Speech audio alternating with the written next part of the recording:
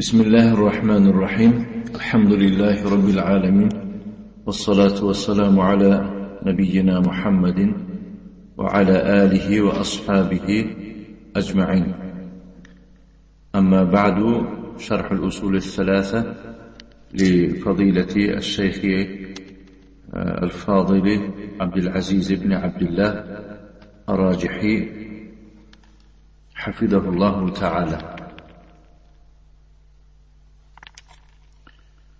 وقفنا عند قوله حفظه الله: ويقول رحمه الله تعالى في مطلع هذه الرسالة: اعلم رحمك الله.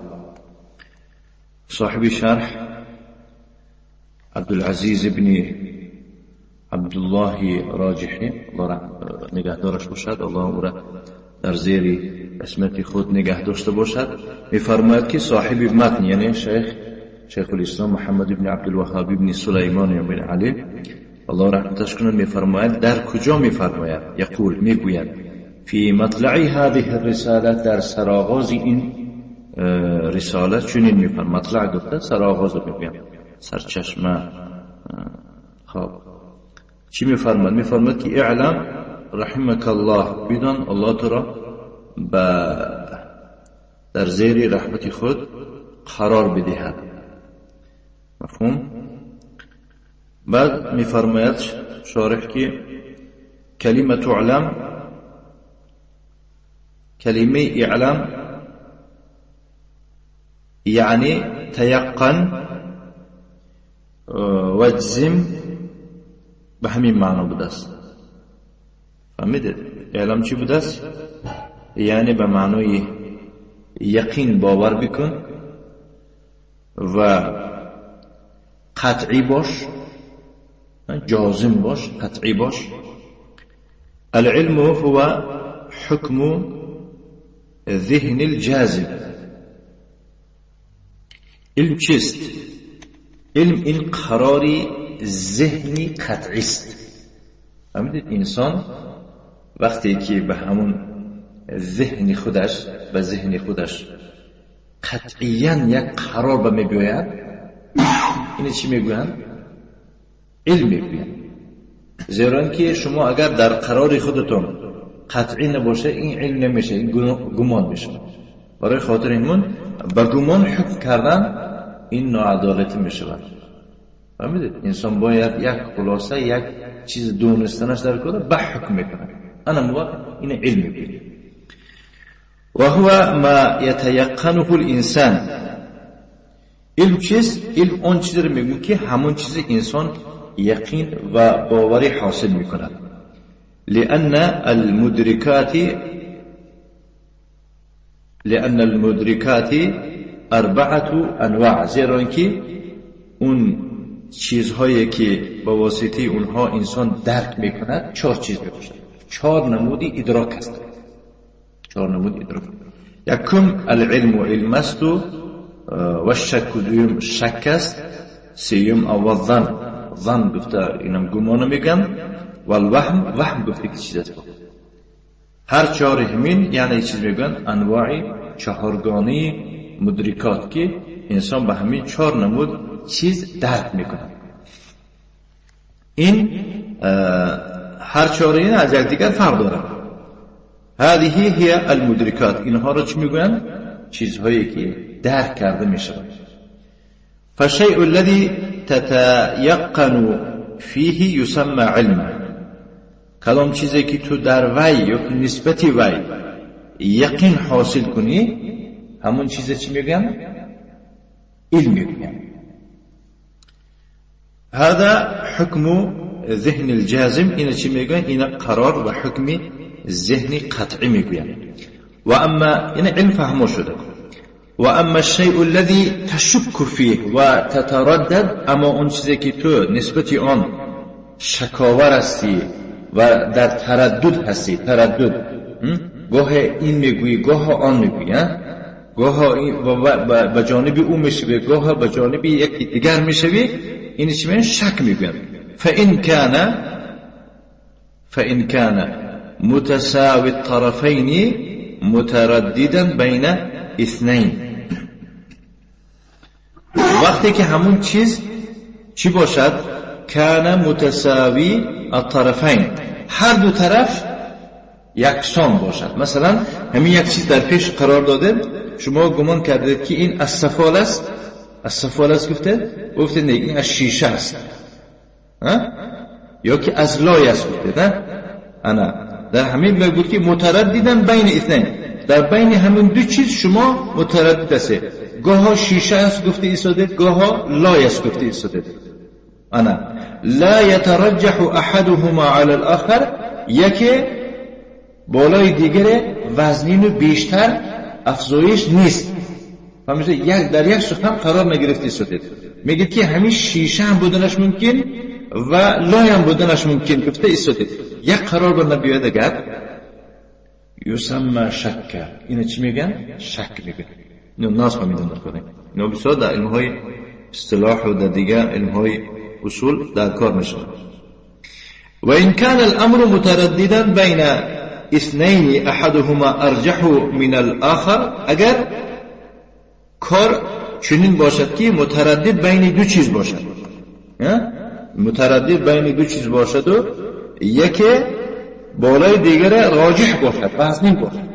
یعنی میگید که همین شیشه است یا لایه است، میگید که همین گمان بیشتر شما جانب شیشه است، گمان بیشترتون جانب شیشه هست، ولی اندکی هم چی داره؟ گمان داره نسبتی لای بودنش هم احتمال هست. فراجحو، انا همون چیزی که راجح هست بیشتر چی بود؟ شیشه بود یا که لای؟ شیشه بود که هم بیشتر، انا همون بیشتر را ظن نامیده میشه، گمان نامیده میشه. فهمیدید؟ و المرجوح، مرجوح چی است؟ یعنی که از فایزی کم، فایزی کمتر از لای و یه چیزی وهم نامیده میشه. فهمیدید؟ خلاص یعنی که علم چی بوده است؟ علم یک قرار قطعی است که در او یگان شک و شبهه نیست. یک قرار قطعی میگه که همین شیشه است، تمام، یگان ذره شما دیگه گمان هم ندارید که دیگر چیز بودنش هم ممکن، شیشه است میگه با یک قرار میگه.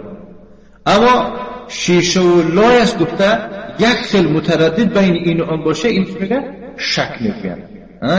اگر شما گمانی بیشترتان به شیشه باشد و گمانی کمترتان به لای باشد، اگر اون گمانی بیشتر راجح میگن، گمانی کمتر مرجوح میگن، راجح را ظن نامیده میشه و مرجوح را چی؟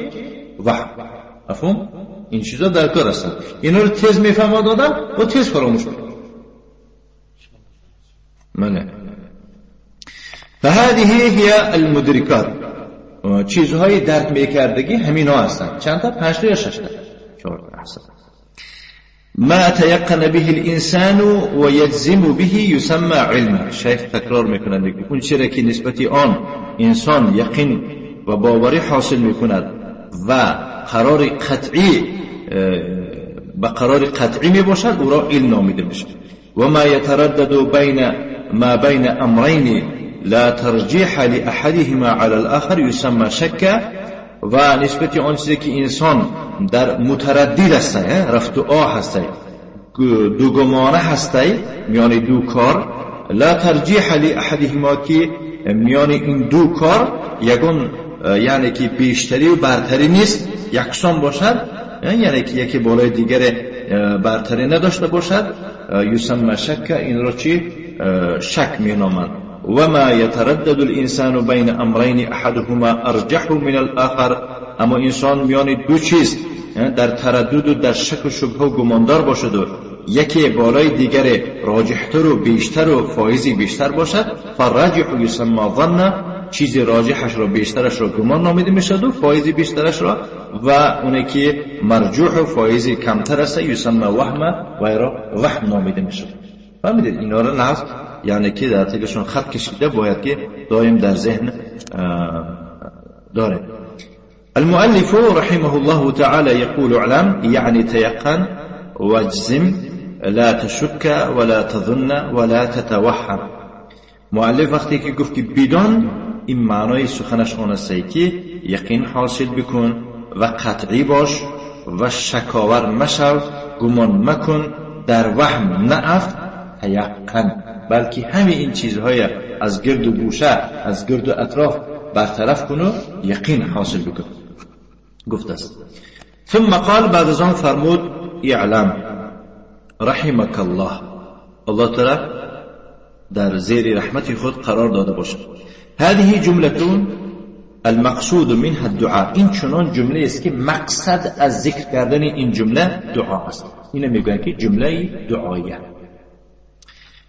رحمك الله، الله تعالی بر رحمت خود قرار داده باشد، قرار دهد، خبر به معنی دعا، این خبر است به معنای دعا است.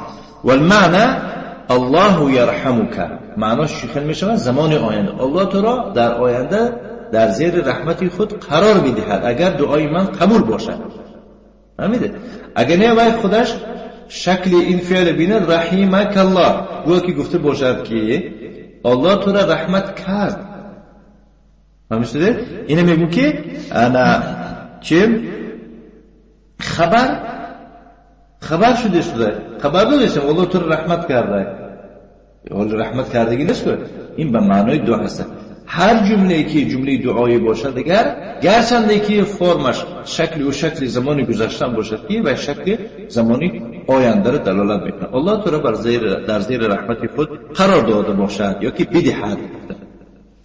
والمعنى الله يرحمك، معناش چنین میشود که الله تعالی بر رحمت خیش یعنی که نصیب دار گرداند. و هذا ما نصحه رحمه الله تعالی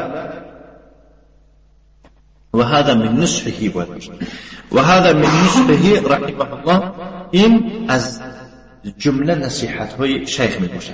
یعنی همین دعا و دعا آغاز کردن شیخ این یکی از نصیحت های شیخ می باشد نسبت تو. یعلمک و یدعو لك بالرحمه، ببین که تو را تعلیم داده ایستاده است در این رساله خود و با ضمن این تعلیم دادنش به فایده تو دعا کرده با رحمت تو را دعا کرده ایستاده است. والعلماء انصح الناس للناس، زیرا که علما عالم ها از خود مردم نسبت یکدیگر نصیحت گو و نصیحت کننده تر هستند. یعنی که نسبت مردم نگاه کنید، مردم نسبت یکدیگر اندکم باشن نصیحت کن هست. نمیگه این خیلی نکن، یعنی که مثال گیریم اگر این خیلی کنی خوب میشود، اگر این درخت این خیلی شینانه این خیلی خوب میشد، اگر این خیلی خانه این خیلی بینا کنی همسایه به همسایه. لیکن علما باشن نسبت مردم عموم عادی از یکدیگرشون دیده اینا با نصیحتشان اشدی و سخت‌تر است. یعنی عالمی بزرگ بینه شما رو تعلیم داده ایستاده است و در زن این چه دعا کرده است در حق شما. و العلماء ورثة الانبیاء، عالم ها اینا میراثبران پیغمبران هستند. والانبیاء انصح الناس للناس، پیغمبران چه خصلت دارند؟ پیغمبران نصیحت گوتر مردم هستند برای مردم. ثم یلیهم العلماء، بعد از آن پس از ایشان می آیند که ها علما می آیند. از اونها در رتبه پایانتر کی می باشند؟ علما می باشند. یعنی این علما پیروی از پیغمبران کرده نیز نصیحت گوی مردم می باشند. نصیحت اینها اشدی و سخت‌تر است نظر به اون نصیحت مردمی بی‌سواد میان یکدیگر. مفهوم؟ لأن العلماء ورثة الانبیاء، چرا گویند؟ در جواب می‌فرماید که زیرا که علما اینها میراثبران پیغمبران هستند. یعلمون الناس الخیر، به مردم خیر آموز و خیر تعلیم دهنده میباشند. و یصبرون علی الاذى، و تمام اذیت و آزاری که از جانب مردم به اونها داده می شود ایشان چیکار میکنند؟ صبر و شکیبایی را به خود یعنی که دارا می باشند. كما قال الامام احمد رحمه الله تعالى في رسالة الرد على الزنادقة يحيون بكتاب الله الموتى.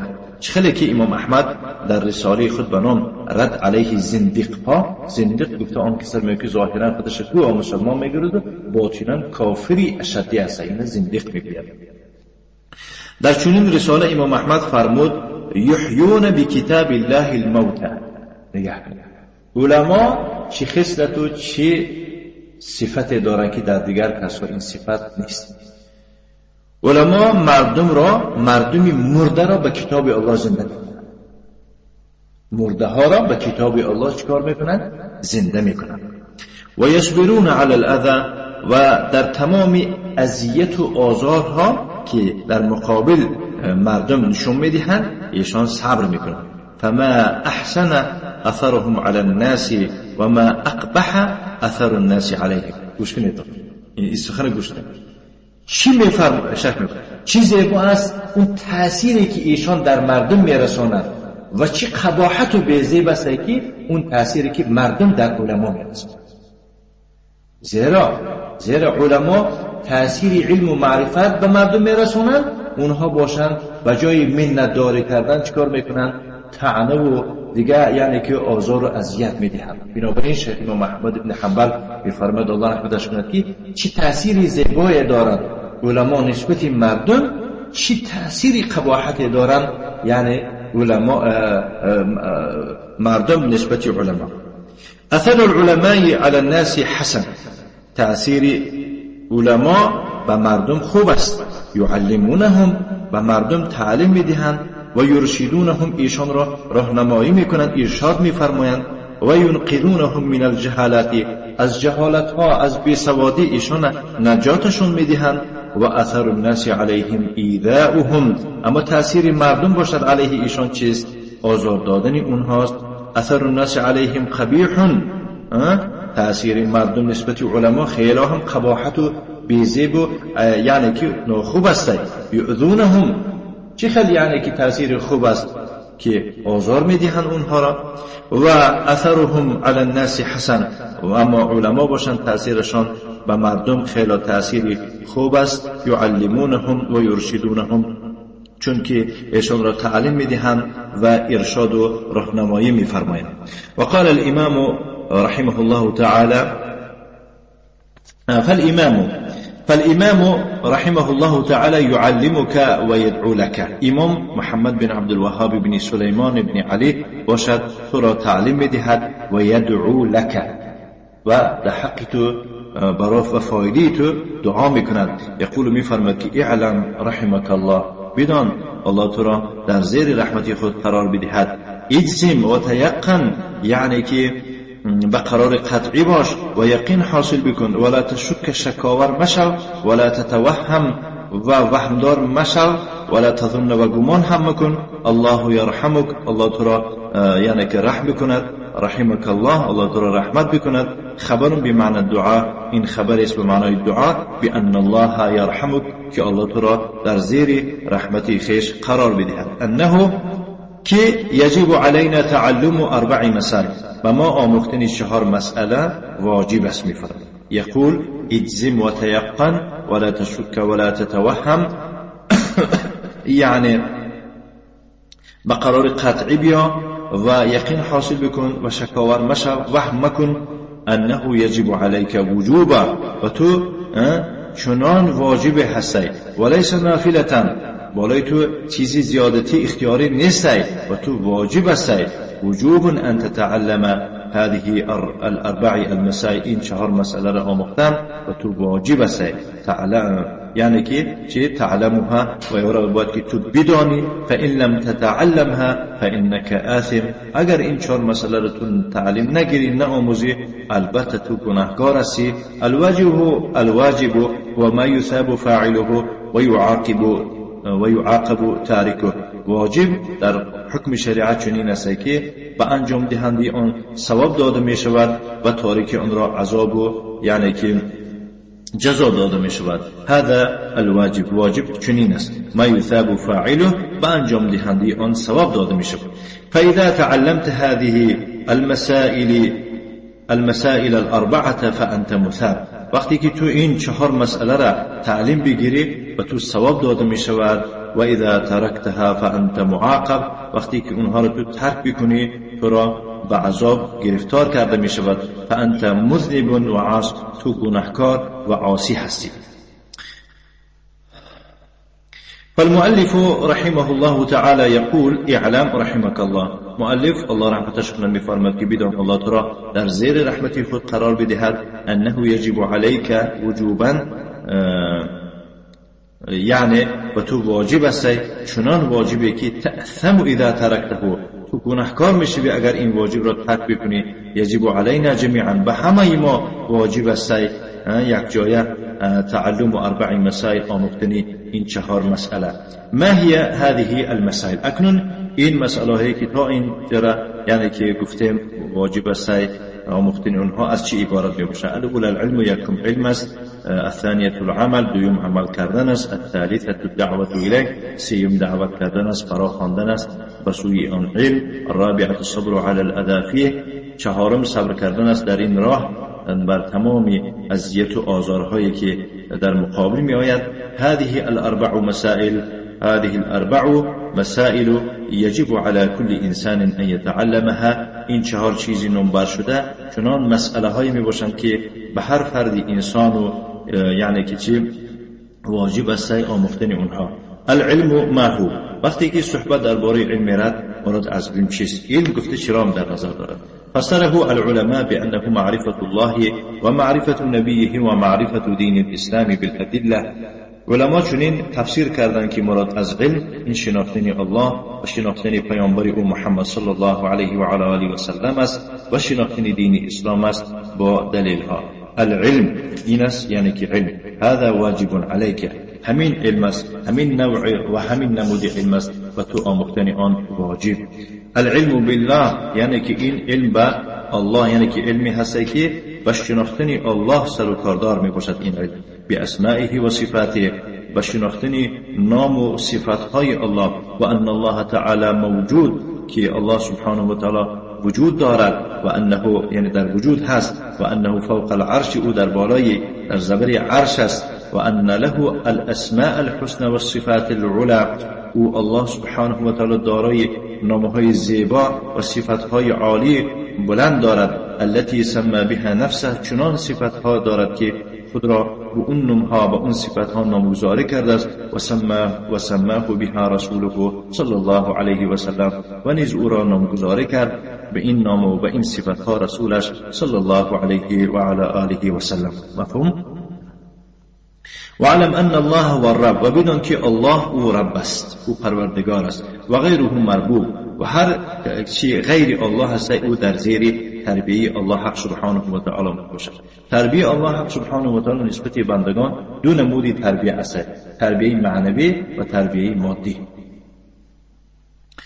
و انه الخالق و غیره مخلوق، او سبحانه و تعالی آفرنده است و غیر او سبحانه و تعالی باشد آفریده شده است. و انه المالک و غیره مملوک، و او سبحانه و تعالی یعنی که مالک است و صاحب است و غیر او سبحانه و تعالی باشد او مملوک و زیر دستی الله می باشد.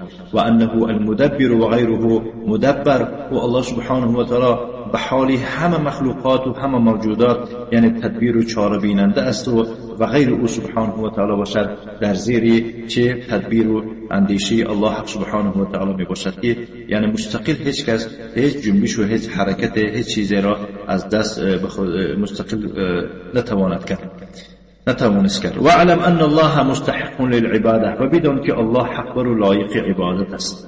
لا يستحقها غیره، و این عبادت ها را غیر از الله یگان کس حق و لایق شده نمیتواند. والعبادت هی الاوامر والنواهی، مراد از عبادت این امر و نهی های الله حق سبحانه و تعالی می باشد. تفعل الاوامر یعنی امر کرده های الله را انجام میدهی و تترک النواهی و من کرده های او را ترک میکنی. یا کل ما یحبه الله و یرضاه، این تمام آن چیزی است که الله او را دوست می داشته باشد و پسندیده و راضی آن می باشد. من الاقوال والاعمال الباطنه والظاهره، عبارت از سخن و عبارت از اعمال، خواه ظاهری باشن و خواه یعنی که باطنی باشن. و بهذا تكون عرفت الله و عرفت ربک، و به همین تفعیل تو یعنی الله را شناختگی میشوی و پروردگارت را شناختگی میشوی. اذن یجب علیک العلم بان تعرف الله، این هنگام به تو معلوم شد که واجب بود است علم آموختن نسبت آن که به خاطر آن که الله را چیکار بکنی؟ بشناسی. و تعرف الله بأي شيء، و الله را تو به کدام چیز میشناسی؟ تعرفه بأنه الرب، یعنی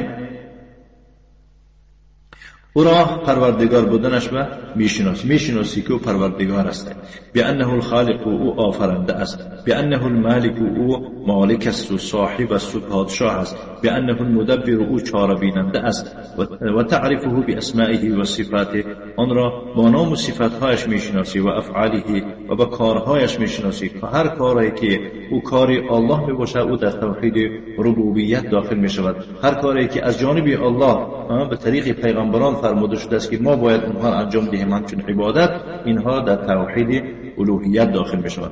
و تعریفه بانه هو الذي يستحق العباده، باید تو بشناسی که او ذاتی که حق و لایق عبادت میباشد. الصلاه و الزکات و الصوم، حق و لایق یعنی که نماز و روزه و یعنی که زکات و الحج و الدعاء و الذبح، حج و دعا و ذبح و النذر و نذر و نیاز، و الاستعاذه و الاستغاثه یعنی یاردم پناه جستن و دادخواهی کردن، و التوکل و الخوف و الرجاء و توکل و ترسیدن و امید بستن. همین اینها حق و حقوق الله می باشند که این حق الله را نباید برای غیر الله یعنی که صرف کرده شود و الا که این شرک می شود. موندن شده. هذه الانواع كما سيبينه المؤلف رحمه الله تعالى كله حق الله. همه این انواع عبادتی که ما اونها را ذکر کردیم چنانه که اونها را خودی مؤلف در آینده روشنی خواهد انداخت، همه اینها حق الله می باشند. تعتقد ان الله مستحق لها، و تو اعتقاد بکنی که الله می باشد حق و لایق این انواع عبادت و غیر این عباداتی که اینجا ذکر نشدن. و هی حقه سبحانه، اینها حق او سبحانه و تعالی می باشند، نباید که حق او را پایمال کرده شود. لا يجوز صرفها لغيره، نباید که اونها را برای غیر الله صرفه کرده شود. ولا يرضى الله ان نصرفها لغيره، الله راضی نمی شود که ما اگر مبادا الله نکند اونها را برای غیر او صرفه بکنیم. لا لملك مقرب، نه برای یگون یعنی فرشته مقرب به الله مثل جبرئیل و میکائیل اسرافیل، ولا لنبی مرسل، و نه برای یگان پیغمبری فرستاده شده همچون نوح و ابراهیم و دیگر پیغمبری مرسل. حتی رسول الذي هو اشرف الناس، حتی بر رسول ما پیغمبری ما محمد صلی الله علیه و آله و سلم که از همه مشرفترین مردم است، نه فقط همه مشرفترین مردم، از همه مشرفترین مخلوقات جهان است. برای او هم صرف کردن الله نمی پسندد. ولی جبریل، و نه برای جبریل. ما تصرف له العبادة الله له حق وهو العبادة، ما تصرف له العبادة، حتی برای اینها یعنی که تو عبادت حق نداره که صرف بکنی. له حق، الله سبحانه و تعالی، الله له حق، الله دارای حقوق می باشد. و هو العباده، حقوق الله این عبادت الله است. و رسول له حق، پیغمبر هم حق خود دارد. و هو الطاعت و المحبت، حق پیغمبر او را اطاعت کردن و نسبت او محبت بستن است. و تعظیم و عزت و احترام کردن پیغمبر است. و بهذا تكون عرفت الله، و این تفعیل به این واسطه الله را شناختگی می شوی. و معرفت نبیه و معرفت نبیه، و مراد از پیغمبر او را شناختن این است که تعرف انه نبیه، باید که بشناسی که محمد صلی الله علیه و آله و سلم پیغمبری اوست.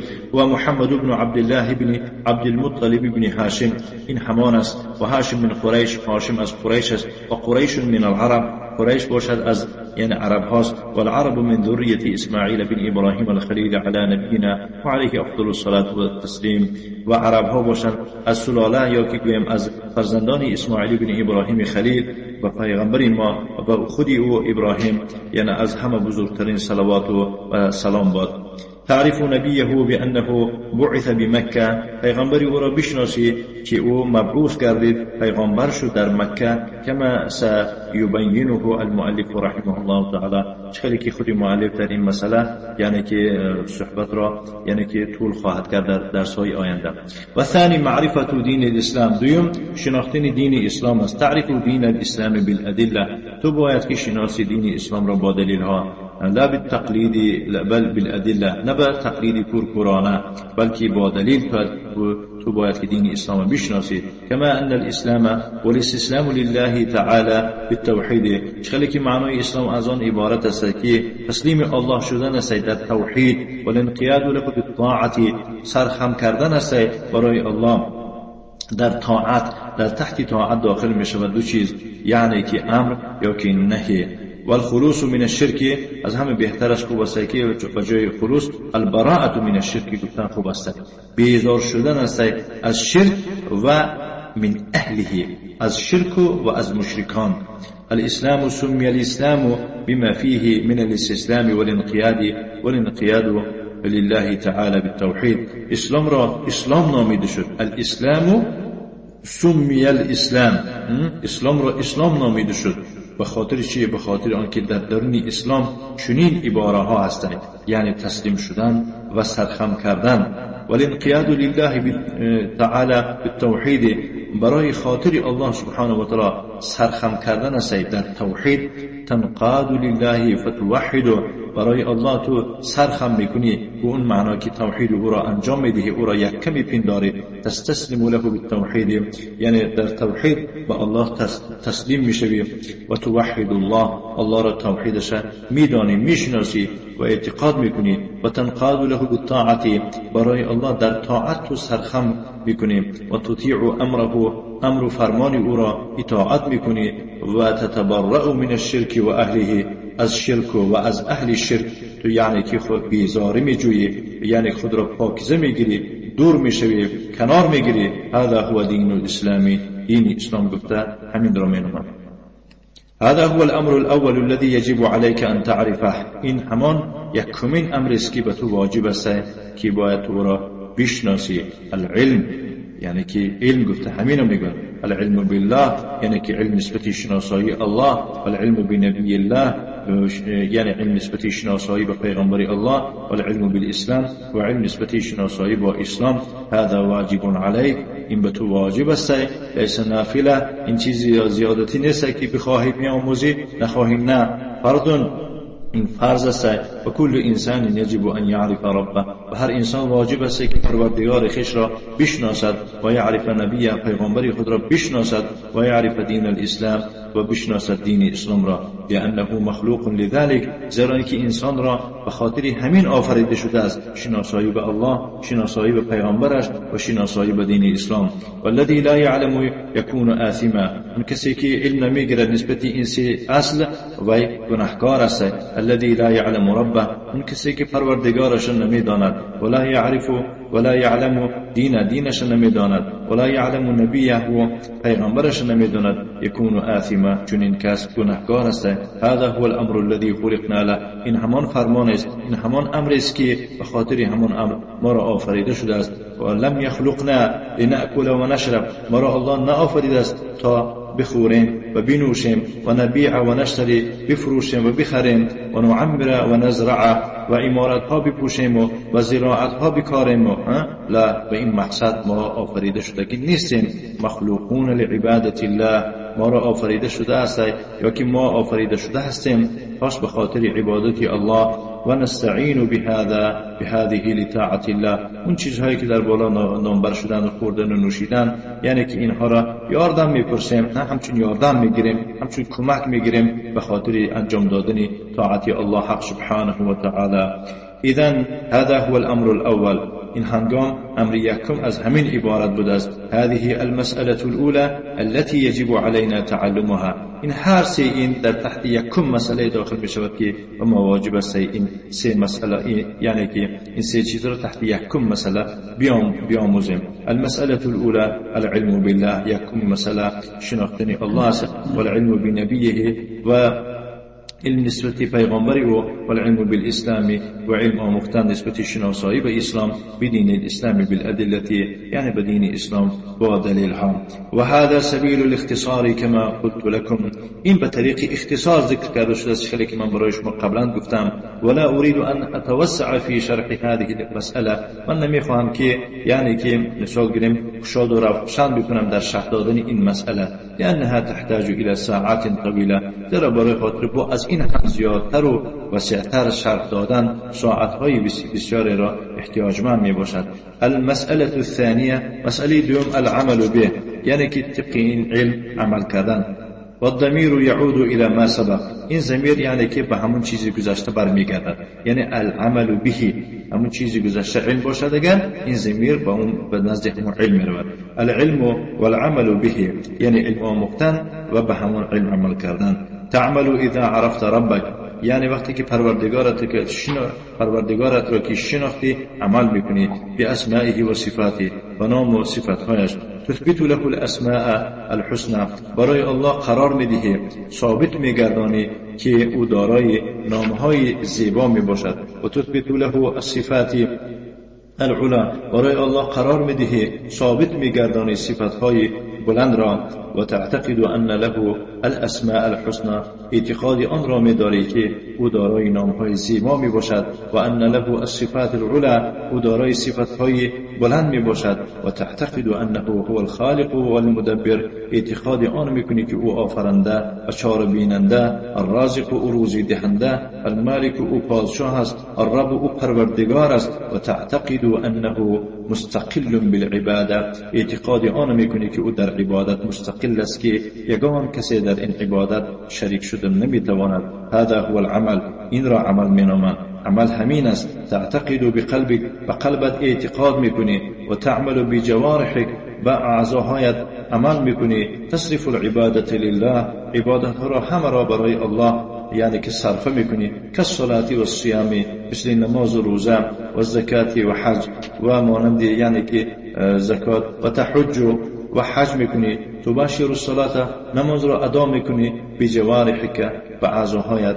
و تباشر دفع الزکات، و انجام میدهی دادن زکات را. تباشر الصیام، روزه را انجام میدهی. تباشر الحج، حج را انجام میدهی. و تكون هذه المسألة تعمل، انا من میشود که به این مسئله عمل کردن، یعنی به این مسئله عمل کردن چنین میشود تعمل. الاولى العلم، يكم علم مختم دست، و الثانية العمل، يعني دویم عمل کردن. نعم. ما يكفي كونك عرفت الله بأسمائه وصفاته وأفعاله، این کفایت نمی کند که تو الله را شناخته باشی به نام و صفاتهایش و به افعالش بشناسی. کونک عرفت نبیه، یا که شناخته باشی پیغمبرش را، و عرفت دین الاسلام، دین اسلام شناخته باشی. و لابد ان تعمل ایضا، در برابر این شناختنت باید که تو طبق این شناخته طبق این آموخته عمل بکنی نیز. تعتقد بقلبك و تعمل بجوارحك، به قلبت یعنی اعتقاد میکنی و به اعضاهایت چیکار میکنی؟ عمل میکنی. تعتقد بان الله مستقل بالعباده، اعتقاد آن میکنی که الله در عبادت مستقل است. تعتقد بان الله له الاسماء الحسنى وصفاته العلا، اعتقاد آن میکنی که الله دارای نامهای زیبا و صفاتهای بلند عالی میباشد. تعتقد ربوبیت الله، و ربوبیت و پروردگاری الله را اعتقاد میکنی. كذلك اذا عرفت نبیک، همچنین وقتی که پیغمبرت را که بشناسی. تعتقد ان نبیک محمد صلی الله علیه و آله و سلم، اعتقاد آن میکنی که محمد صلی الله علیه و آله و سلم پیغمبری توست. یجب علیک اتباعه، و تو واجب است پیروی از او کردن. و تعظیمه، و واجب است او را تعظیم داشتن، احترام کردن. و محبته، نسبت او محبت بستن. و تصدیق اخباره، خبرهای او را با خبردادهای او را، خبرهای او را باور کردن. و تنفیذ اوامره، و انجام دادن فرمانهای او را به جا آوردن واجب است. و اجتناب نواهیه، و یک جانب شدن از من کرده های او واجب است. كذلك عرفت دین الاسلام، همچنین تو دین اسلام شناختی. تعمل، عمل باید بکنی بعد شناختن. بمعنى انك تستسلم لله تعالى بالتوحید، و معنای آن که تو تسلیم الله بشوی در توحید. و توحید الله را توحید شرعی آیه میکنی. توحید این درس امروزو پگاه نیست، توحید این از امروز تا به مردن میباشه، امروز که فهم بدید توحید است. و تنقاد لله بالطاعه، در طاعت باید که سرخم باشی پیش الله. اتباع اوامره و اجتناب نواهیه، این به انجام دادن که پیروی از امر کرده های او می شود و به کنار شدن از من کرده های او. تتبرأ من الشرك و اهل، از شرک و از مشرکان دور و بیزار می جویی و بذلك تكون عملت، و به طفیل این تو عمل کرده می شوی. عمل کردن چنین می شود، یعنی الامر الاول العلم و المسأله الثانیه العمل به. علم یعنی که امر یکم این علم باشد و مسئله دوم چی باشد، چی بوده است، یعنی به اون علم عمل کردن است. المسألة الثالثة مسألة سيم الدعوة إليه، بس يعني که علم چه دعوت کردن است بعد از عمل کردن. مفهوم؟ إذا من الله عليك بالعلم والعمل، وقتی که الله سبحانه و تعالی به تو نصیب روزه گردانده باشد علم آموختن را و طبق اون علم عمل کردن را، فإنه يجب عليك أن تدعو الناس إلى هذا الخير، و تو واجب است که مردم را به این خیر و به این خوبی دعوت بکنی. الذي من الله عليك به، و این خیری که الله به تو ارزانی بخشید. تدعو الناس إلى التوحید، مردم را به سوی توحید یعنی فرا میخوانی. تدعو الناس إلى الإيمان بالله، مردم را به ایمان آوردن به الله دعوت فرا میخوانی. والإيمان بأسمائه، و ایمان آوردن به نامهای او و صفاتی به صفاتهای او و افعاله و کارهای او. والإيمان بربوبیته، و ایمان آوردن به پروردگاری او. والإيمان بأنه يستحق العباده، و ایمان آوردن به اینکه او حق و لایق عبادت می باشد.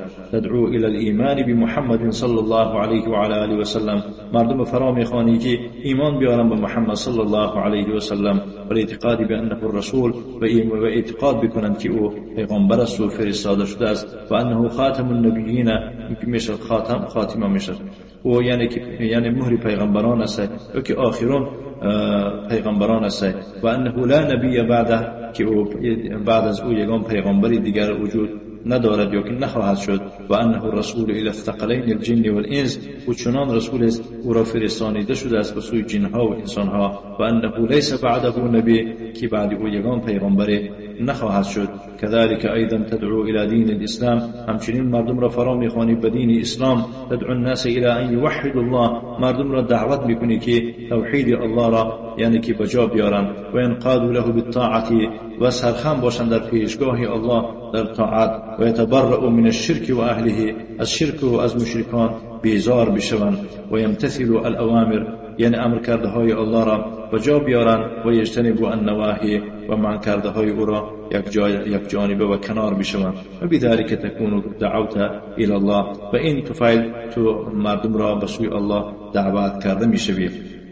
المسألة الرابعة الصبر على الأذى فيه، چهارم مسئله یعنی که در تمام اذیت و آزارها صبر کردن. یعنی اذا علمت، وقتی که تو تعلیم گرفتی، ثم عملت، بعد از آن عمل بکردی، ثم دعوت الناس الى التوحید، بعد از آن تو مردم را به سوی توحید وقتی که دعوت بکردی، فانه لا بد ان يصيبك اذى، البته باید که به تو یک مصیبت از آزار و اذیت و زیان برسد. لان الذي يدعو الناس يقف امامهم، زیرا اینکه اون کسی که مردم دعوت میکند و پیش راه ایشان میدارد، و یقف امام رغباتهم، پیش راه رغبت اونها را میدارد، و شهواتهم، شهوت ایشان را باز میدارد. یمنعهم من ان یباشروا الاعمال التي یشتهونها، و ایشان را منع میکند که ایشان مبادا اون کارهای را دست نزنند که اشتهای یعنی که اونها باشد. فاذا منعهم اذوه، وقتی که چنین کس ایشان را منع میکند، اذوه ویها یعنی اون مردم وی را آزار خواهند داد. اما بالقول، یا آزار سخنی میدهند او را، او بالفعل، یا که یعنی که فعلا او را آزار میدهند. فلا بد من الصبر، در این حین لازم است صبر کردن. تصبر على الأذى الذي يصيبك بالقول أو بالسب أو الشتم، باید که صبر بکنی در تمام اذیتی که به تو میرسد، خواه این اذیتی سخنی باشد یا دشنام باشد یا که حقارت باشد، او الاعتداء بالید، یا که تجاوز باشد به دست. لابد ان تصبر، باید که تو صبر بکنی. فاذا لم تصبر انقطعت، اگر تو صبر نکنی از این راه مستقیم باز داشته میشوی. اصبر على الذي يصيبك من سباب و شتام و ضرب و سجن، باید که صبر بکنی و تمام این مصیبتی که به سرت می آید، خواه دشنام باشد، خواه حقارت باشد، خواه لط باشد، خواه زندان باشد. والانبیاء صبروا و هم القدوة والاسوه. پیغمبران همه ایشان صبر کردند، ایشان الگو هستند، ایشان نمونه هستند، عبرت هستند، پیشوا هستند. نوح علیه السلام مکث فی قومه 1000 سنة الا 50 عاما. نوح علیه السلام در میان قوم خود دعوت کرده، ایشان را فراخواند و مدتی 1000 سال کم از یعنی که 50 سال کم 1000 سال دعوت کرد. و هم یؤذونه، ایشان باشند او را آزار و اذیت میدادند. و یقولون له، برایش چنین میگفتند مجنون، دیوانه هستی میگفتند. و یقولون ساحر، جادوگر هستی میگفتند. کذالک هود، همچنین هود پیغمبر. و کذالک صالح، بنی صالح پیغمبر. و کذالک موسی و عیسی، همچنین موسی و عیسی علیهم السلام. و شعیب و نبینا صلی الله علیه و سلم، و شعیب و پیغمبر ما صلی الله علیه و آله و سلم. اصابه ما اصابه، یعنی که به پیغمبر صلی الله علیه و سلم چنین مصیبت‌های رسیدن هیچ نباشد. وضع السلا علی رقبته علیه السلام، یعنی پرده پوشی کودکی بطن حیوانند، یعنی که بچه‌دانی حیوان آورده در گردن او پرتافتند علیه السلام. و خنقه بعض الکفار، بعض کافرها یعنی که او را یعنی چیکار کردن، دمگیر کنندن، یعنی خفه کردن. حتی جاء ابو بکر و ازاله، حتی یعنی که ابو بکر آمده او را برطرف کرد. و ابعده عنه، از او یعنی چیز آزار و اذیت میداد دیگر برطرف کرد. و حاولوا قتله مرات، بارها یعنی که کشتن او را کوشش و حرکت کردند. طریق الدعوة لیست مفروشة بالورود، یعنی راه دعوت این یعنی که گل شکوفان یعنی که نیست، بمانند یعنی گل گشاده نیست. لابد من الصبر، باید که تو صبر بکنی. والذی لا یصبر ینقطع، کسی که صبر کرده نتواند و قطع میگیره از این راه، از یعنی که از میراثی پیغمبری میبراید. ولهذا قال الله تعالی للنبی، برای خاطر همین است که الله حق سبحانه و تعالی و پیغمبری خود محمد صلی الله علیه و آله و سلم چنین فرمود: فاصبر کما صبر اول العزم من الرسل، صبر بکن چنانه که یعنی صاحبان عزم ارادی مستحکم از پیغمبران صبر کردند، مثل نوح و ابراهیم و موسی و عیسی و محمد صلی الله علیه و آله و سلم. اولو العزم از پیغمبران 5 می باشند. هذه الامور التي يجمل بالمسلم ان يتعلمها، انا همین امور چنان اموری می باشند که خیلی هم زیبا هسته که انسان مسلمان اینها را تعلیم بگیرد. الاول العلم، یکم علم، و الثانیه العمل به، دوم عمل کردن است طبق آن علم، و الثالثه الدعوه الیه، سیوم به رسوی این علم و عمل فراخواندن دیگران است. و الرابعه الصبر علی الاذى فيه، چهارم در تمام اذیت و آزارها زیانها یعنی که صبر را پیشه خود کردن است. المؤلف يقول انه يجب علينا ان نتعلم هذه المسائل الاربعه. مؤلف میفرماید که به ما واجب است آموختن این 4 مسئله. ما دلیل چی باشد؟ قلت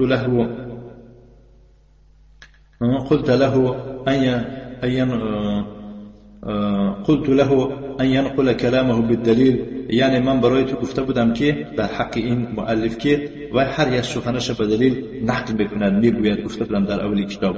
قال الدلیل قوله تعالی، میفرماید که دلیل سخن او تعالی است: بسم الله الرحمن الرحیم، من آغاز میکنم به تمام نامهای الله که او رحمان و رحیم است. والعصر، قسم به عصر، ان الانسان لفی خسر، هر آینه تمام انسان در زیان است. الا الذين آمنوا وعملوا الصالحات، بجز اون کسانی که ایمان آوردند و کارهای شایسته کردند. و تواصوا بالحق و تواصوا بالصبر، یکدیگر را به صبر به حق سفارش کردند و یکدیگر را به صبر سفارش کردند. هذا هو الدلیل، دلیل نسبت این 4 مسئله همین می باشد.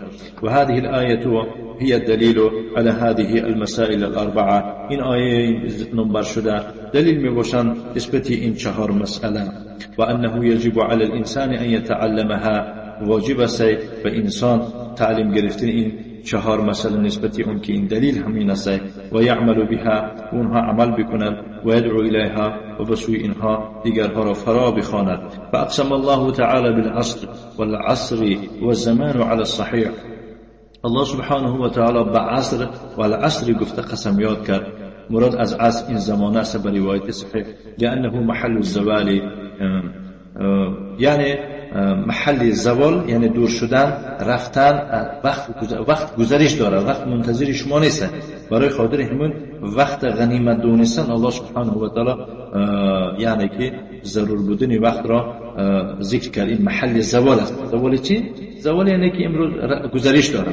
اکتساب الحسنات و سیئات، یا در این وقت انسان میتواند که چیکار بکنه؟ حسنات به دست بیارد و سیئات یا که کارهای گناه انجام میدهد. محل العملی خلاصه یعنی که امروز فرصت است باید عمل بکنیم. ان الانسان لفی خسر، با درستی تمام انسان در زیان است. ان للتاکید، این برای تاکید است. والقسم للتاکید، اون قسمی آمد نیز برای تاکید است. والانسان در اینجا للجنس، برای جنس است. والمراد جنس الانسان، یعنی تمام انسانیت در نظر دارد که باید در زیان است. لفی خسر یعنی فی خسارت، در زیان است. و فی هلاک، در هلاکت است. اقسم الله و هو الصادق سبحانه و تعالی و ان لم یقسم، الله سبحانه و تعالی در اول این سوره قسم یاد کرده است حالا که او صادق است.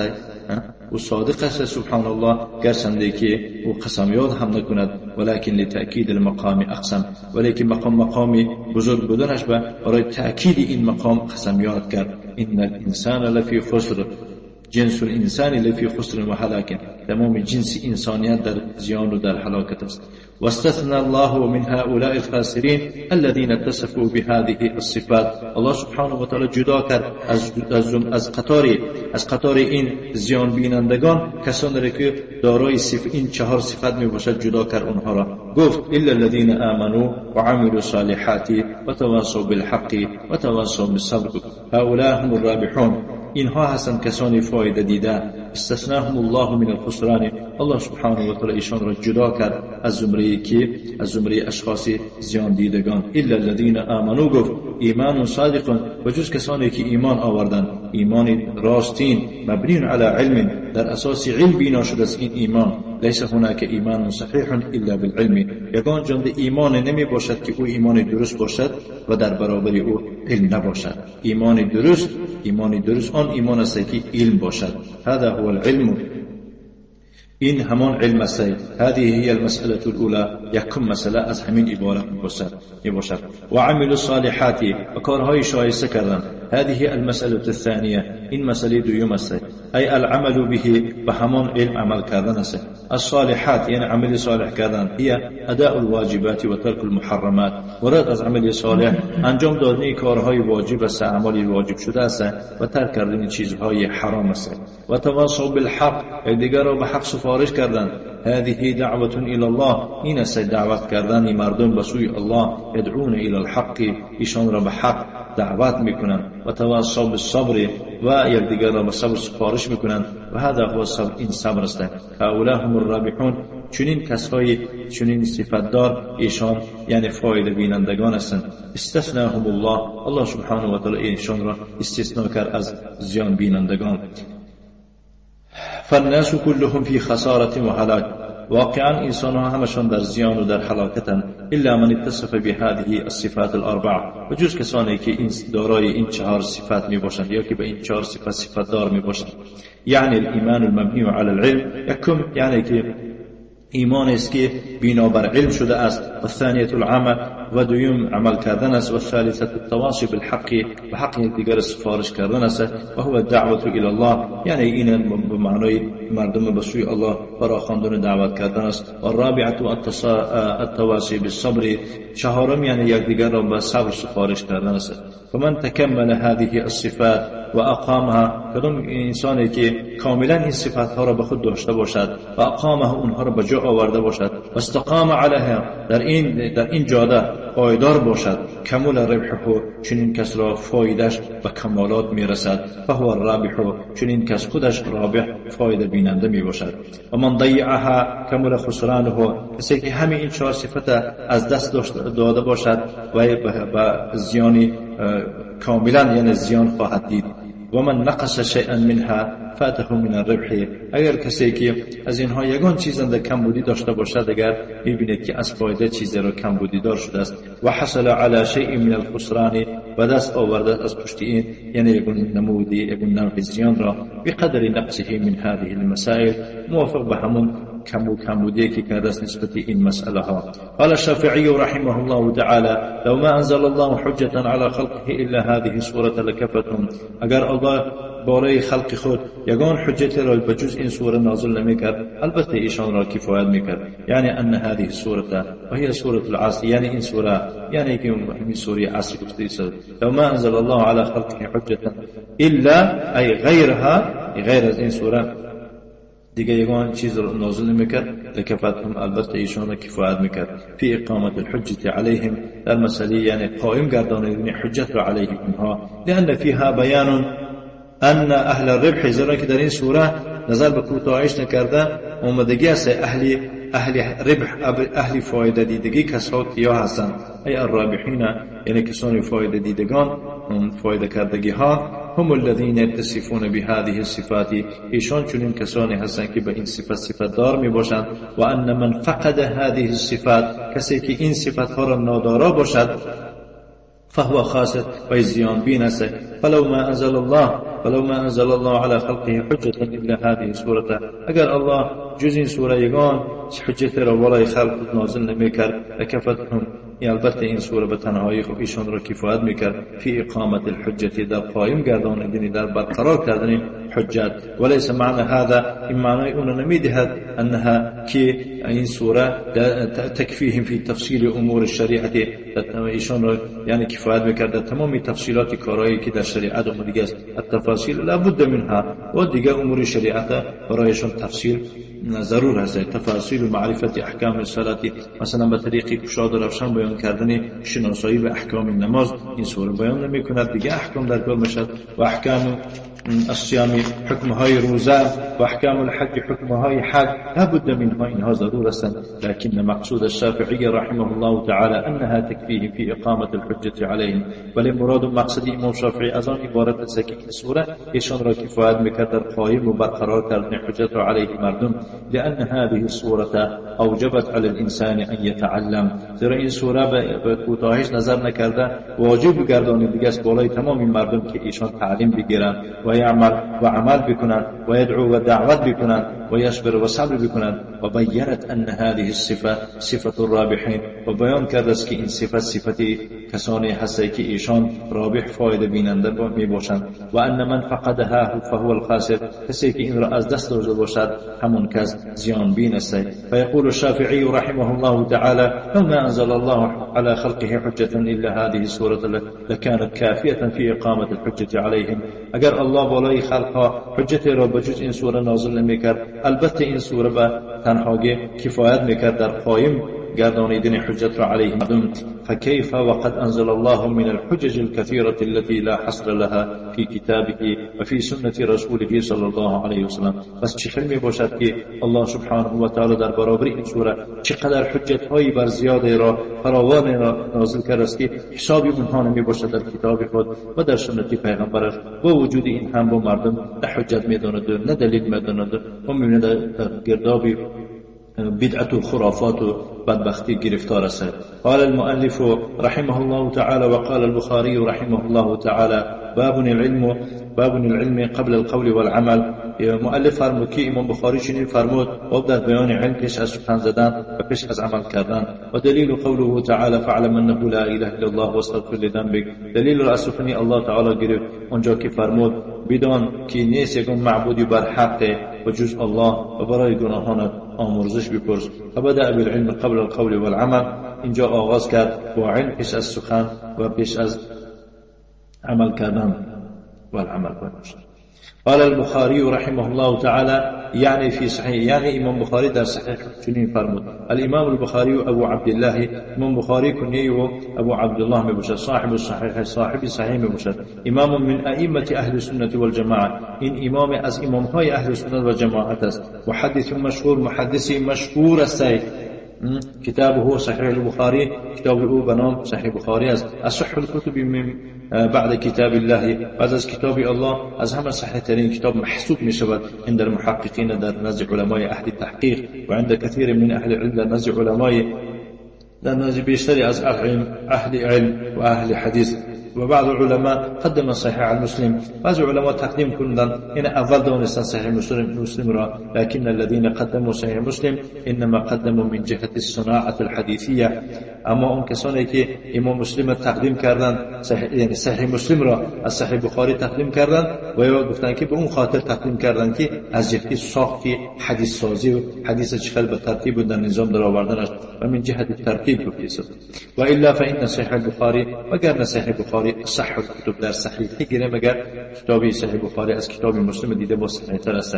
و مسلم تلمید للبخاری، امام مسلم یعنی که شاگرد امام بخاری است.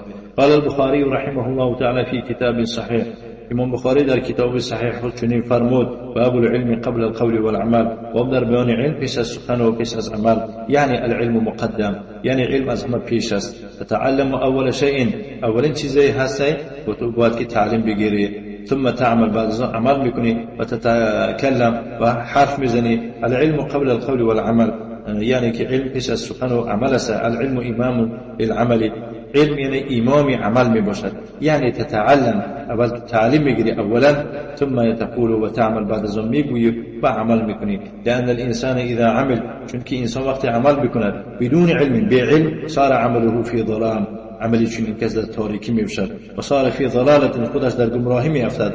هذا هو الضلال، گمراهی گفته همین میگن.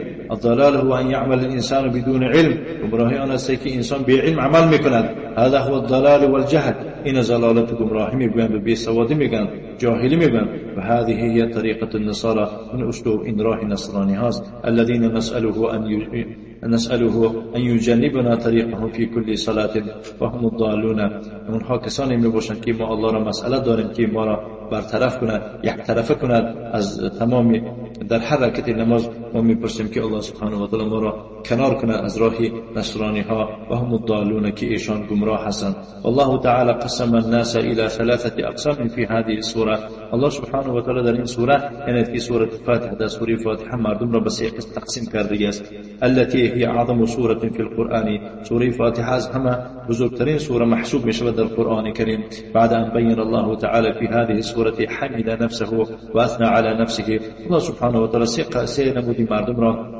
سه انواع مردم را بعد از ستایش خودش و تعریف خودش و بزرگ قرار دادن خود چنین فرمود: الحمدلله رب العالمین، تمام ستایش الله را از پروردگار جهانیان. الرحمن الرحیم، رحمان الرحیم است. مالک یوم الدین، صاحب روز جزاست. ثم بین انه مستحق للعباده، بعد از آن حق بر و لایق عبادت بودنش را بیان کرد و فرمود همچون تعلیم: ایاک نعبد و ایاک نستعین، تنها تو را عبادت میکنیم نه غیر تو را، و تنها از تو مدد میجوییم نه از غیر تو. ثم جاء بعدها الدعاء، بعد از آن بعد او دعا را ذکر کرد. هذا الدعاء العظیم، این دعا خیلی هم بزرگ است. اعظم دعا، از همه بزرگترین دعا محسوب است. و اجمع دعا، از همه یعنی جمع آور گرد آورترین دعا است که در تحقیق همه مراد و مقصد داخل می شود.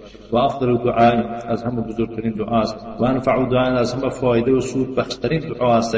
دعا الفاتحه، دعای فاتحه میگن: اهدینا الصراط المستقیم، ما را برای راست هدایت بفرما. صراط الذین انعمت علیهم، انواع مردمی که ذکر شدن در این سوره، راهی کسانی که تو نعمت خود را به ایشان ارزانی دادی، کسانی که علم آموختند و عمل کردند و یکدیگرشون به حق سفارش کردند و در تمام مشکلات صبر کردند. همین یکم طایفه. غیر المغضوب علیهم، نه کسانی که غضب تو بالای ایشان است، کسانی که علم داشتن و عمل نکردند، یهود، ولا الضالین، و کسانی که و نه راهی گمراهان، کسانی که علم داشتن و عمل کردند.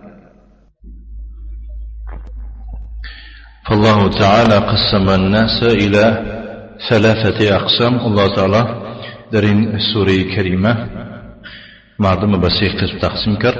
قسم انعم علیهم، قسمی هست که الله به ایشان نعمتش را ارزانی بخشید. و هم الذین من الله علیهم بالعلم والعمل، ایشان کسانی هستند که الله بالایشان عطا بخشید علم و عمل، یعنی نصیب دارشون کرد که هم صاحب علم شدن و هم صاحب عمل. و مغضوب علیهم، یا قسم دیگر کسانی هستند که در زیر غضب الله می باشند، الله غضبشون کردگی است. و هم الذین لا یعلمون ولا یعملون، اونا کسانی هستند که نه علمی آموزن و نه عمل میکنن. و ضالون، وهم الذين يعملون بدون علم وهم الذين يعلمون ولا يعملون، يعني کسانی هستند که علم دارن و عمل نمیکنن. قسم سوم و ضالون، گمراهان، و هم الذين يعملون بدون علم، کسانی هستند که بی علم عمل میکنن. فانت تسأل الله ان يهديك الصراط المستقيم، تو الله را مسئلت میکنیم، یعنی میپرسی که راه راست به تو نشان بدهد، توفیقت بدهد. اهدنا الصراط المستقیم، ما را به راه راست هدایت فرما. صراط الذین انعمت علیهم، راهی کسانی که نعمتی خوش را به ایشان ارزانی بخشیدی. صراط الذین انعمت علیهم، راهی کسانی که نعمتی خوش را به ایشان ارزانی بخشیدی. غیر المغضوب علیهم ولا الضالین، نه راهی کسانی که به ایشان غضب کردی و نه گمراهان.